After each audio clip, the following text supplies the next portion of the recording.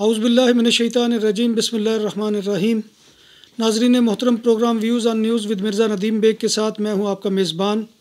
आज के प्रोग्राम में हम पाकिस्तान में 3 अहम अदालती मामलात हुए हैं कि जिनके ऊपर डिस्कशन करेंगे। सबसे पहला मामला जो है वो जनरल परवेज़ मुशर्रफ के उस इक़दाम के बारे में है कि जिन्होंने 6 नवंबर को किया था 3 नवंबर को किया था कि जिसमें उन्होंने पाकिस्तान की पार्लिमान को तहबाला किया था और जो है पाकिस्तान की मुंतखब हुकूमत को घर चलता किया था। और इसके ऊपर जो है वो मौक़िफ़ इख्तियार किया गया है अदालत में कि आइन को तोड़ना जो है ये संगीन गद्दारी का मुकदमा है और इस संगीन गद्दारी के इक़दाम के ऊपर परवेज़ मुशर्रफ के ख़िलाफ़ इक़दाम होना चाहिए। तो इस पर अदालत ने ख़ुसूसी अदालत कायम कर रखी है कि जो उनके केस की समाअत करती है। लेकिन मसला ये है कि जनरल परवेज़ मुशर्रफ कभी भी अदालत के सामने पेश नहीं हुए बयान रिकॉर्ड करवाने के लिए। और जब पाकिस्तान में भी थे तो उनकी गाड़ियों के रुख जो है वो अदालत की जानिब होते थे, लेकिन यकायक वो रुख जो है वो मुड़ जाते थे अस्पताल की जानिब।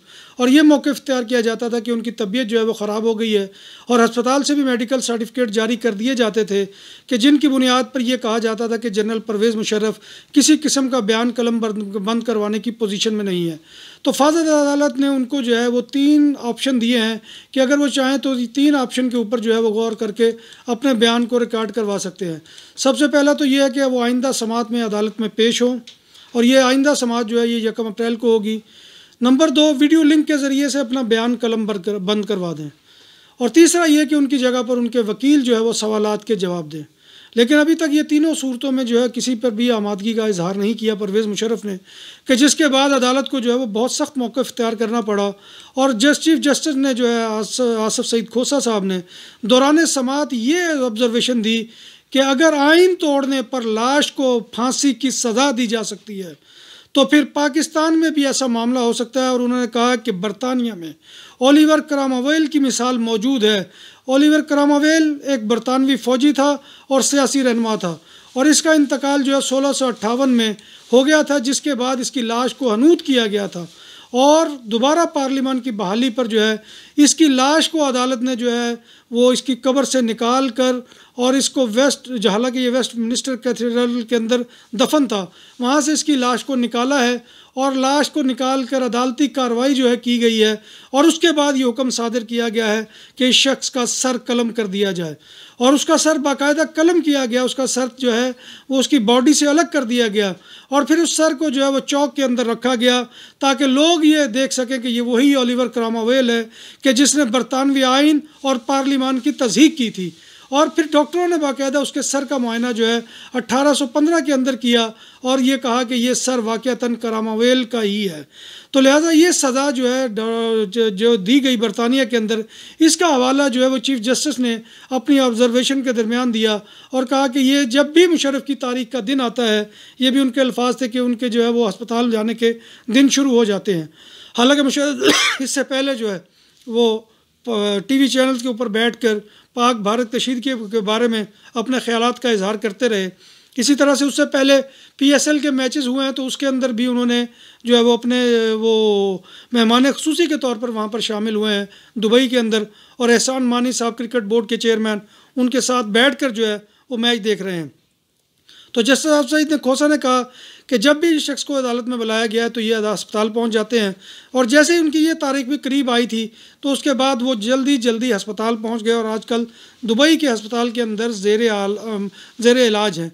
तो लिहाजा ये है कि अदालत इस मामले के ऊपर बहुत ही सख्त बरम है और ये कह रही है कि वो शख्स जो है वो आए और अपनी बातों को जो है वो दोहराए और यहाँ पर कहे कि वो क्या बयान देना चाहता है इस इल्ज़ाम पर कि जो उसने इल्ज़ाम जो है वो जिस इक़दाम के तहत उसने 3 नवंबर को जो है वो पाकिस्तान की आइन और पार्लिमान को तहबाला किया था।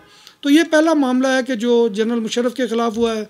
दूसरा मामला एक मौका पर तो बल्कि चीफ जस्टिस ने जनरल मुशर्रफ केस की समाअत के दौरान ये भी कहा कि वो शख्स अपने दौरे इक़्तिदार में तो बहुत मुक्के लहराता था, लेकिन आज वो शख्स कहाँ है और उसको अपनी ताकत के ऊपर बड़ा गुमान था। वो ये लोगों से कहता था कि मैं किसी से डरता वरता नहीं हूँ और उस वक्त सख्त क्या लगा अदालत के अंदर के जब उन्होंने कहा कि कहीं वो अदालत को भी मुक्का ना दिखा दे। तो ये कैफियत जनरल मुशर्रफ के केस की है अदालत के अंदर। तो अब ये मामला जो है अदालत ने कहा कि उनके लिए तय किया जाएगा कि क्या होना है वो हम देख लेंगे। उन्होंने कहा कि कानून तो अंधा होता है लेकिन जज अंधे नहीं होते। दूसरा मामला जो है वो साबिक वज़ीर आज़म मियाँ नवाज़ शरीफ से मुतल्लिक है कि अदालत ने उसके बारे में आज जो है उनकी बेल मंजूर कर ली है सेहत की बुनियाद के ऊपर, क्योंकि उन्होंने अदालत के सामने ये रखा था कि उनकी सेहत ख़राब है और उनको इलाज करवाना है, तो इसके लिए उनको ज़मानत के ऊपर रिहा किया जाए।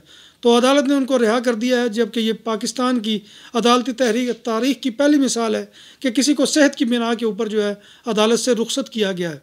इससे पहले अभी चंद दिन पहले एक कैदी जो है वो कई सालों से अपनी सज़ाए मौत का मुंतज़िर था, और हालांकि सज़ाए मौत का फ़ैसला भी अदालत ने जो है वो इसलिए रोका हुआ था कि उस शख्स की तिब्बी हालत सही नहीं थी।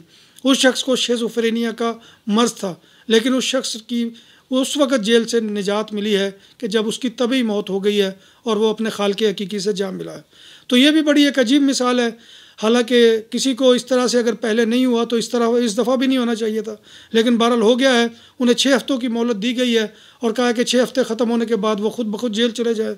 अगर वो इल्ला ये कि कोई अदालत जो है उनकी बेल की जो मुद्दत को बढ़ा दे और वो लाहौर हाई कोर्ट के अंदर जा सकते हैं अगर ये मुद्दत बढ़वानी है।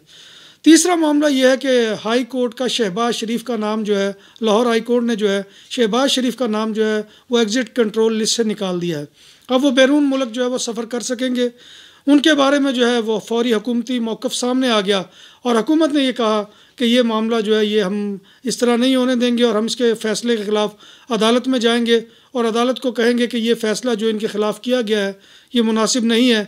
अब देखते हैं कि इसका रिज़ल्ट क्या निकलता है। ये 3 मामला थे और मैं जैसे कि आपसे पहले अर्ज़ किया कि डिक्टेटर मुशर्रफ के ख़िलाफ़ जो मौक़िफ़ है इससे पहले अदालतों में इख्तियार नहीं किया गया, और ये जजों की बड़ी हिम्मत की बात है और एक नई तारीख़ जो है वो रकम की जा रही है। तो लिहाजा इसी अल्फाज के साथ मैं आपसे इजाज़त चाहूँगा, लेकिन आखिर में वही गुजारिश है कि हमारे चैनल को सब्सक्राइब कीजिए और हमारे बेल आइकॉन के बटन को दबाइए ताकि जो भी नई वीडियो अपडेट हो वो आप तक फौरी तौर पर पहुँच सके। और दूसरा ये कि अपने जो है कमेंट दीजिए इस वीडियो के नीचे, अगर आप इसे पसंद करते हैं, नापसंद करते हैं या कोई हमारी रहनुमाई करना चाहते हैं उसके लिए भी हम हाजिर हैं। तो लिहाजा ये आप तो लोगों से गुजारिश है कि फ़ेसबुक पर ही नहीं कमेंट कीजिए, यूट्यूब के अंदर भी जो उनका कमेंट का बॉक्स होता है वहाँ पर भी जाकर आप कमेंट दे सकते हैं हमारी इस वीडियो के बारे में। तो इसी जो है दरख्वास्त के साथ आपसे इजाज़त चाहूँगा। आइंदा नए प्रोग्राम में नए मौजू के साथ आपकी खिदमत में दोबारा हाजिर होऊंगा। उस वक़्त तक अपने मेज़बान मिर्ज़ा नदीम बेग को इजाज़त दीजिए। अल्लाह हाफिज़।